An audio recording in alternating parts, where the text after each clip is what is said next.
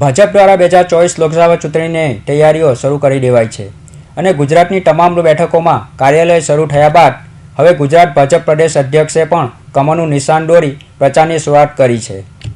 લોકસભા ચૂંટણીને લઈ ગુજરાત પ્રદેશ ભાજપ એક્શન મોડમાં કામગીરી આરંભી દીધી છે। અમદાવાદ ગાંધીનગર લોકસભા બેઠક સમાવિષ્ટ કાર્યાલય સાથે 26 સીટોના મધ્યસ્થ કાર્યાલયોનું ભાજપ રાષ્ટ્રીય અધ્યક્ષ જેપી નડ્ડાએ ઓપનિંગ કરી ચૂંટણીનું રણસિંગું ફૂંક્યું હતું।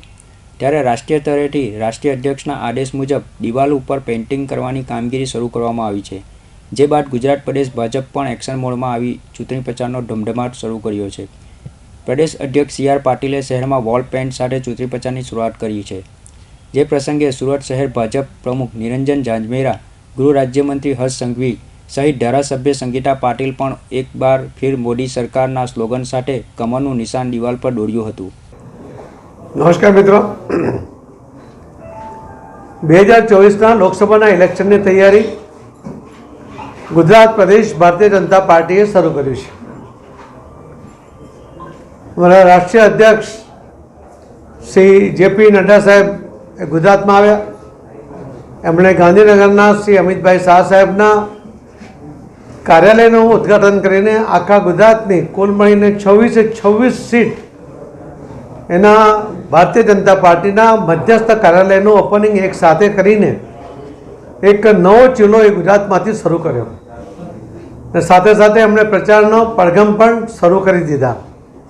ત્યાર પછી પણ અમારી અનેક મિટિંગો, અનેક મોરચાઓ સાથે અને કાર્યકર્તાઓ સાથે એ શરૂ છે અને વ્યવસ્થા પણ અમે ગોઠવાઈ રહ્યા છીએ। આ જ કાર્યક્રમના ભાગરૂપે કેન્દ્રમાંથી મળેલી સૂચના મુજબ આખા દેશમાં દરેક કાર્યકર્તાએ પોતાના હાથથી દિવાલ ઉપર ફરી એકવાર મોદી સરકાર લખવું જોઈએ। કમરનું નિશાન ભલે વાંકું ચૂકવા હોય તો પણ એ કરવું જોઈએ, જેના કારણે એનું ઇન્વોલ્વમેન્ટ આવે। એ પ્રકારની એક ભાવના સાથે આખા ગુજરાતની અંદર ભારતીય જનતા પાર્ટીએ આ શરૂ કર્યું છે। આજે મેં પોતે પણ દિવાલ ઉપર કમરનું નિશાન ચિત્ર્યું છે। અમારી સાથેના અમારા શહેર અધ્યક્ષ અને ધારાસભ્યો પણ ફરી એકવાર મોદી સરકાર આ શબ્દો પોતાના હાથથી દિવાલ ઉપર ચિત્ર્યા છે।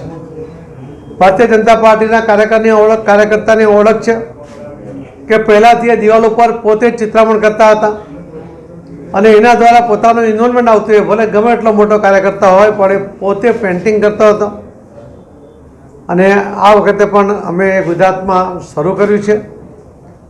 એના કારણે કાર્યકર્તામાં જાગૃતિ આવી છે। આજે સાંજ સુધીમાં પણ અમદાવાદમાં પણ દરેક દિવાલ ઉપર આ ચિત્રામણ થાય એના માટેની સૂચના પરમ દિવસની મિટિંગમાં આપવામાં આવી છે અને આખા ગુજરાતમાં આ કાર્યક્રમ અમલમાં મૂકવામાં આવ્યો છે। ધન્યવાદ। લોકસભા ચૂંટણીને લઈ ગુજરાત પ્રદેશ ભાજપ દ્વારા સુરત તેમજ અમદાવાદ શહેરમાં પણ વોલ પેઇન્ટ સાથે ચૂંટણી પ્રચારની શરૂઆત કરી છે। Bureau report, Hind TV news, Surat.